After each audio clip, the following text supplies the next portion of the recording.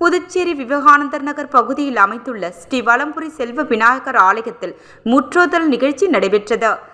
புதுவை அருள்மிகு வலம்புரி செல்வ விநாயகர் ஆலயத்தில் அமைந்துள்ள காசி விஸ்வநாதர் உடனுரை விசாலாட்சி சன்னதியில் ஆலய நிர்வாக குழுவினர் தலைமையில் வாகீச சைவ திருத்தொண்டின் 52வது முற்றோதல் நிகழ்ச்சி நடைபெற்றது. இதில் திரளான சிவனடியார்கள் கலந்து கொண்டு தலைமை அடியார் அம்மு ரவி அவர்கள் தலைமையில் திருவாசகம் பாடினர். இதனை முன்னிட்டு காசி விஸ்வநாதருக்கு அபிஷேக அலங்காரம் செய்யப்பட்டு மகா தீபாரதனை காட்டப்பட்டது. தொடர்ந்து ஆலய நிர்வாகம் சார்பாக பக்தர்களுக்கு சிறப்பு அன்னதானம் வழங்கப்பட்டது.